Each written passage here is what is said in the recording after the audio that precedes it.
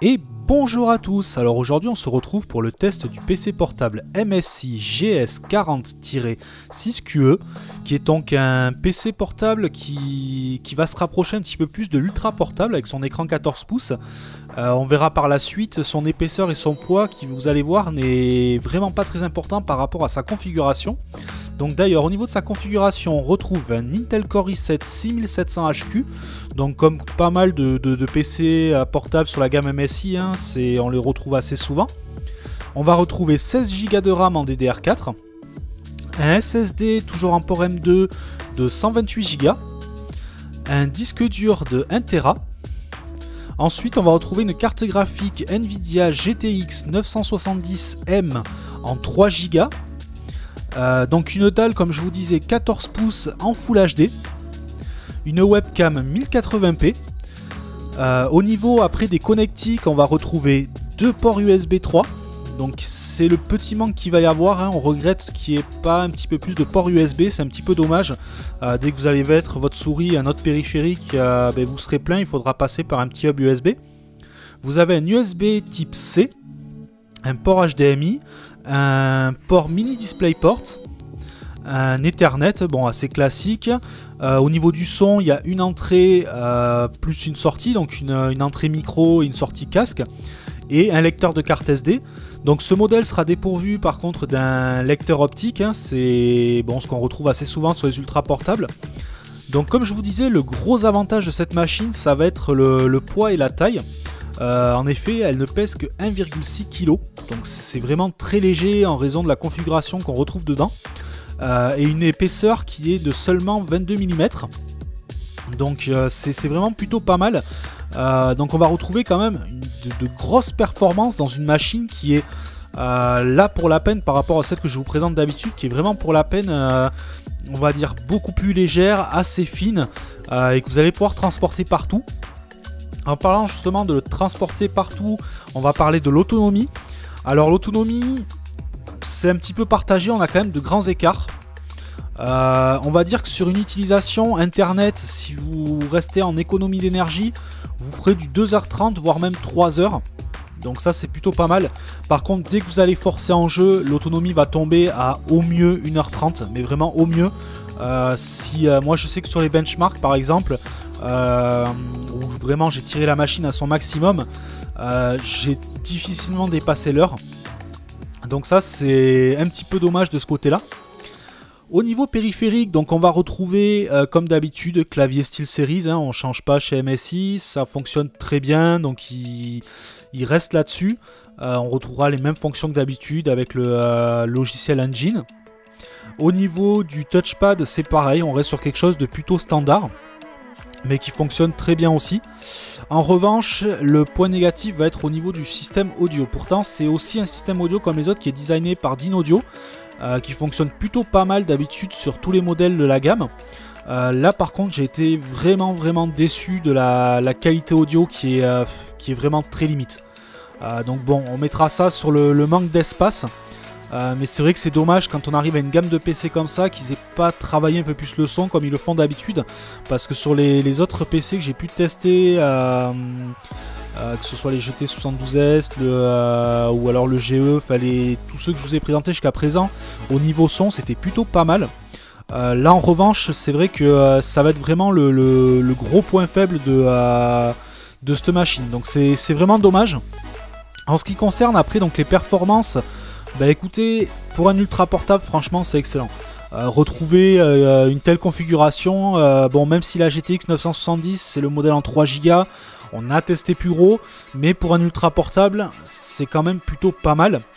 Après au niveau température, moi c'était la grosse question que je me posais, parce qu'un combiné i7 6700 plus une 970, je me suis dit sur un si petit espace qu'est-ce que ça va donner. Réellement c'est correct. Je peux pas vous dire que le PC est ultra silencieux parce que la ventilation s'emballe assez souvent, mais ça reste correct, c'est pas non plus une grosse soufflerie. La ventilation de toute façon ne fait pas énormément de bruit même à fond, étant donné la taille de la machine.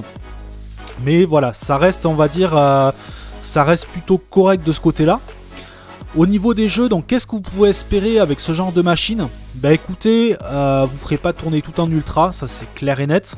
Il faut se dire que même si la configuration est plutôt costaud, on reste sur un ultra portable. En revanche, des jeux comme GTA, donc moi c'est celui que je reprends le plus souvent dans les tests, le dernier GTA, vous le ferez tourner tout en élevé, sans trop de soucis. Voilà, après par contre en ultra, faut oublier, c'est pas comme les machines que j'ai pu vous tester précédemment, qui avaient des configurations qui permettaient, comme le GT72S, qui permettait de le passer mais sans aucun problème. Là voilà, on est limité entre guillemets par la carte graphique.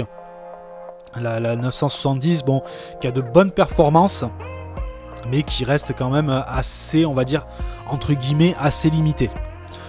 Après, donc voilà, en général, ça reste quand même une bonne machine. Comme je vous dis, son très très gros point fort, ça reste la taille et le poids. Je trouve que c'est un très très bon combiné entre la puissance et la taille, donc la taille et le poids. Hein. Là, on a vraiment une machine qui est portable. Contrairement, comme je vous dis, j'en reviens souvent au GT72S, parce que GT72S, niveau taille et poids, on va dire que c'est le plus gros que j'ai testé de la gamme MSI. Ils ont encore plus lourd. Mais voilà, c'était un petit peu le défaut qu'on pouvait lui trouver, c'est que pour un portable, on commençait à vraiment arriver trop à la limite. Là par contre non, on a vraiment une machine qui est tout à fait standard, qui sera encore plus discrète qu'un 15 pouces standard qu'on peut trouver. Ça reste fin, léger, tout en ayant de bonnes performances. Donc pour les personnes qui cherchent à avoir un PC pour bouger un petit peu partout, tout en ayant de bonnes performances, je pense que c'est vraiment un excellent modèle de ce côté là. Ça vous permettra de pouvoir vous déplacer, faire de gros montages vidéo sans aucun souci. La dalle, comme je vous dis, c'est une 14 pouces mais Full HD, donc niveau qualité d'image, rien à dire, c'est impeccable. La webcam est correcte, bon, c'est une 1080p qui sort quelque chose, on va dire, de tout à fait correct. Comme je le dis d'habitude, on n'est pas du tout au niveau d'une C920, ça c'est clair et net.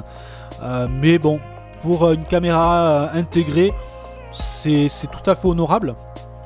Après, donc comme d'habitude, on retrouve un combiné donc SSD plus disque dur, hein, donc le SSD en port M2, là cette fois-ci il est en 128 Go. Bon, ce qui suffit amplement pour le système. Après, vous pouvez tout stocker sur le 1 Tera. Le SSD, bon, lui c'est pareil, les performances sont là. Donc voilà, dans l'ensemble, franchement, ça reste une bonne machine. Alors cette fois-ci par contre j'ai pas pu vérifier si on retrouve les combinés logiciels de d'habitude, c'est-à-dire XSplit et compagnie, parce que j'avais pas le descriptif exact dans la machine et je l'ai pas trouvé en préinstallé. Donc apparemment j'ai pas vu la suite logicielle qu'on trouve d'habitude. Après à savoir quand même que c'est pas les dernières générations. Voilà, moi là on est sur les différents modèles que je vous ai testés, on a balancé entre deux générations. Les nouvelles générations qui sont sur les cartes graphiques, donc je crois que c'était du 1070 que je vous avais testé, quelque chose comme ça. Et ceux-là qui sont encore avec les anciennes générations d'NVIDIA en série 9, série 900. Donc sur celui-ci j'ai pas retrouvé la suite logicielle d'habitude. Après est-ce qu'elle a peut-être pas été installée ou autre, mais voilà.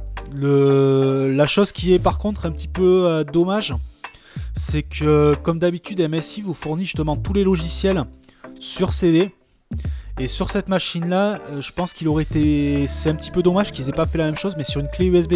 Parce que du coup, vous n'avez pas de lecteur optique, mais on vous fournit quand même tous les logiciels sur CD. Donc pour les personnes qui n'ont pas de lecteur externe, vous risquez d'être embêtés. Donc sur ce genre de machine, prévoyez un lecteur externe, ou à la rigueur, passez par une autre machine et transférez-vous tout le contenu du CD sur clé USB. Parce que bon, c'est vrai que sinon, ça risque de vous poser problème, ça c'est un petit peu dommage. Ça a été un petit peu le petit défaut que j'ai trouvé, donc attention sur ce point là. Sinon, voilà, comme je vous dis, dans l'ensemble, bonne machine. On regrettera donc, pour résumer, le manque de port USB, peut-être un de plus aurait été pas mal. La qualité son, moi franchement c'est ce qui m'a vraiment déçu sur cette machine, parce que tout fonctionne parfaitement, on a un bon clavier, un bon touchpad, tout est vraiment correct. Par contre au niveau du son c'est vraiment pas ça. Et apparemment j'ai fait un petit peu le tour sur le net et les avis sont tous les mêmes, parce que bon, j'ai vérifié quand même que ça vienne pas d'un problème de la machine. Et apparemment, bon, j'ai vu que ça revenait assez souvent. Voilà, donc je pense avoir fait le tour, comme d'habitude. Mais si vous avez des questions, n'hésitez pas dans les commentaires. Et moi, je vous retrouve dans une prochaine vidéo. Allez, ciao, ciao!